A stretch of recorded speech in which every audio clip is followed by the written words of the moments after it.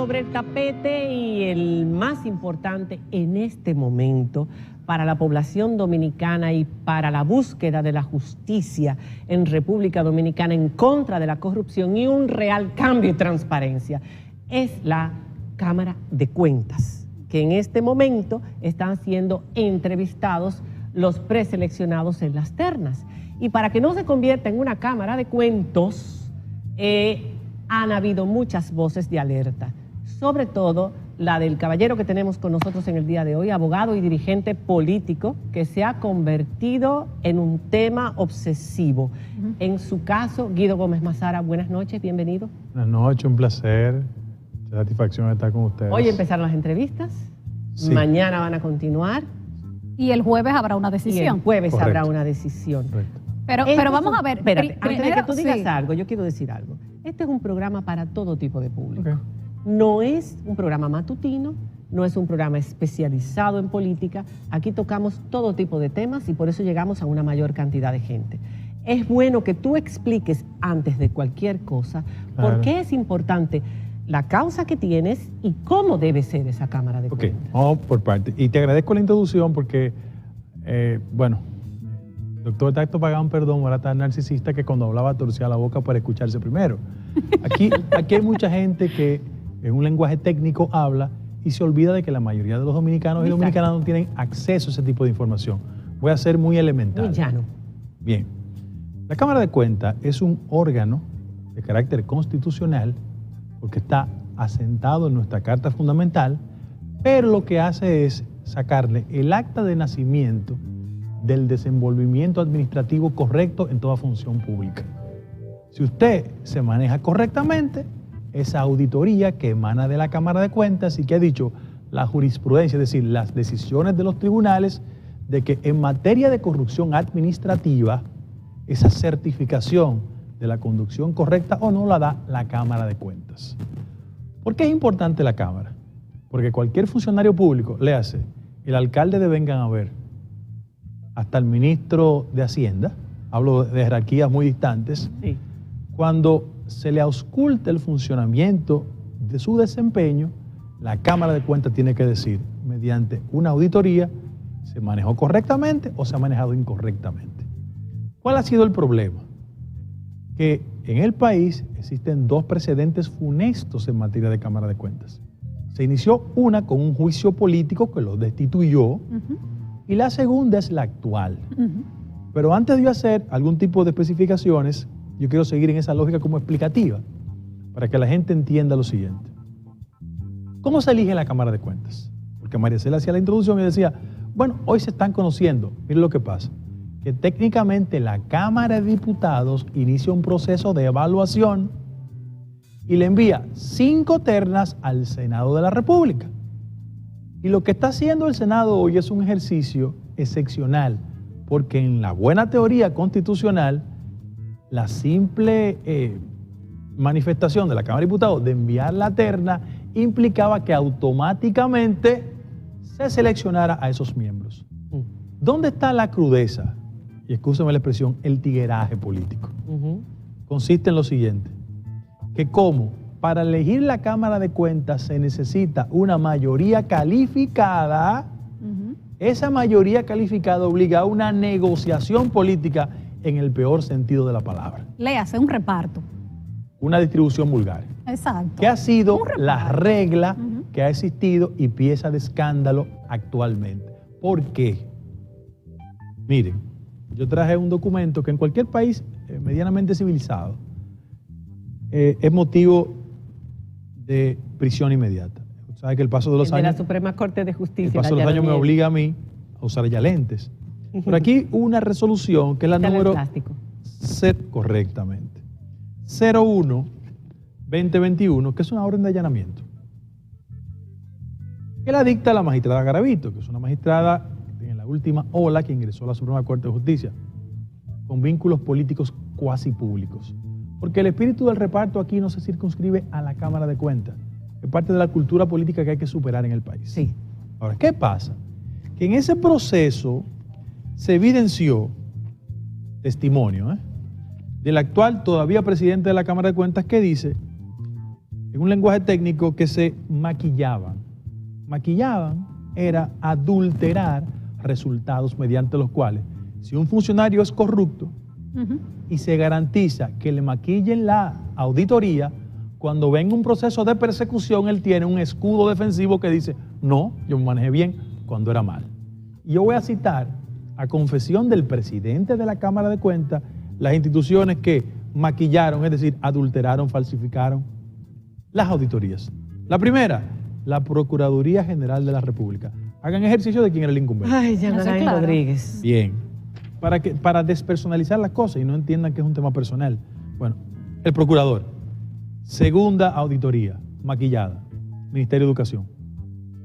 Tercera auditoría, informe de investigación especializada realizado por la construcción de Odebrecht. ¿No tengo que explicarlo a ustedes? No. Bien. La Alcaldía de Santo Domingo Este, Lotería Nacional, Ministerio de Educación Superior, Planta Eléctrica Punta Catalina. No tengo que explicarle, ¿no? Nunca falla. Exacto.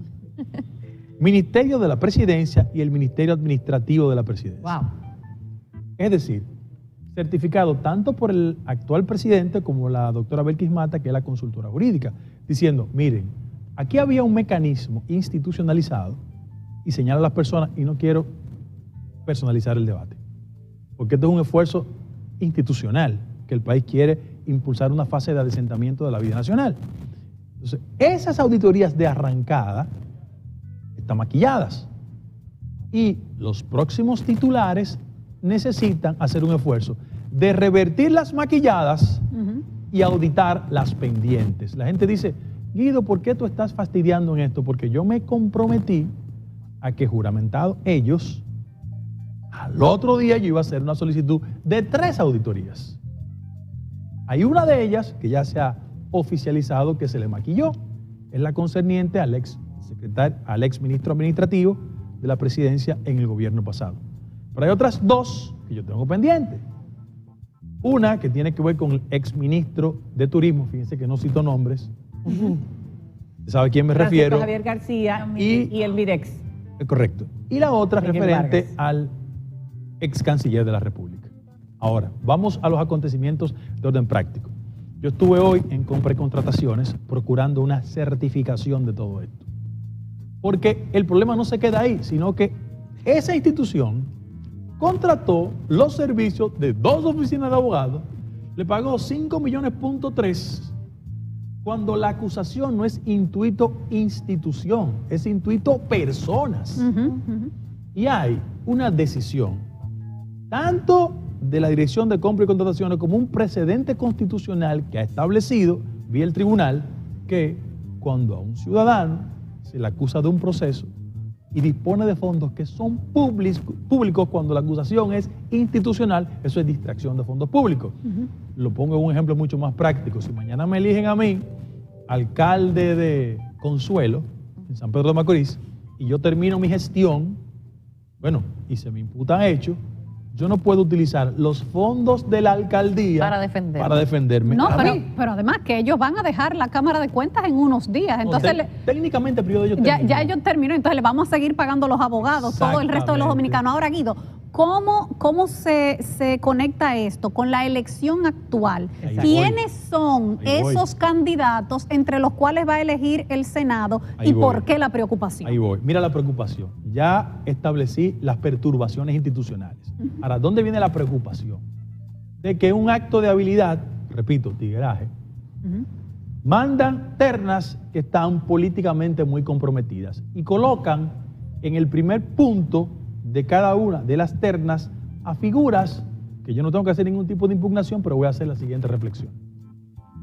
La primera terna está encabezada por un ciudadano de militancia política pública, que fue ministro de paso, y que la gestión de una persona que ya falleció, Dios la tenga en gloria, doña Liselo Marte de Barrio, lo liquidó. Reformista. Sí, de origen reformista.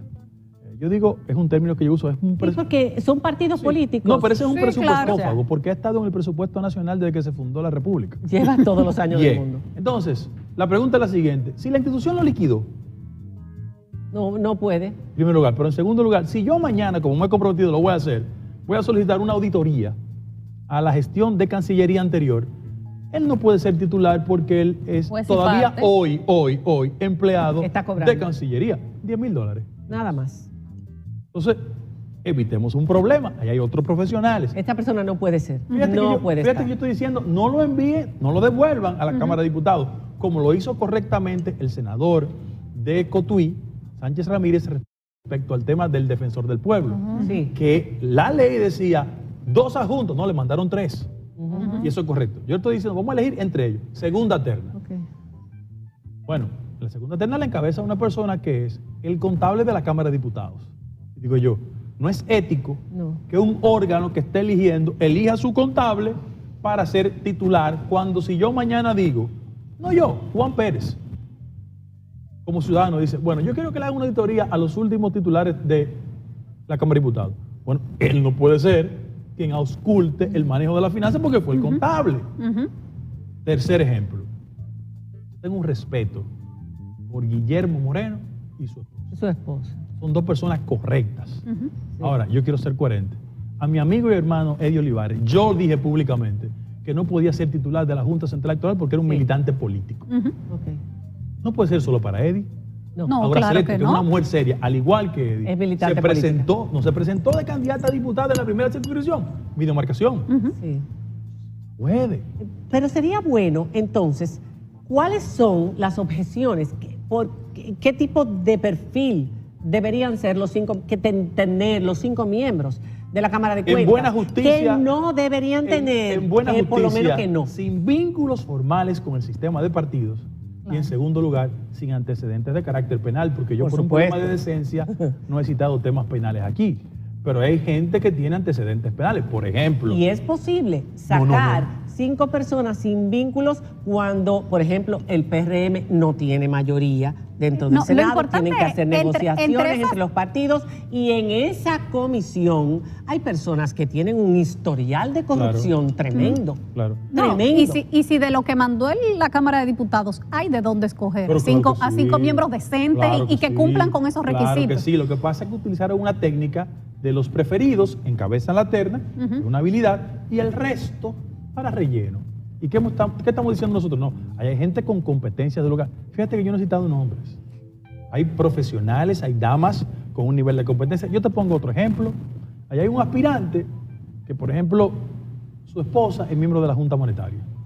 Oye, si yo mañana decido auditar la Junta Monetaria. No. Definitivamente. Guido. Pero Eduardo Estrella, el presidente del Senado, es un hombre serio. No, eso está fuera de discusión. Lo que pasa es que a Eduardo le mandan la terna y él tiene que trabajar con el material que le envían. Quien preside la comisión Antonio. es Antonio Tavera, que de paso yo le tengo un chantaje público, mi vecino.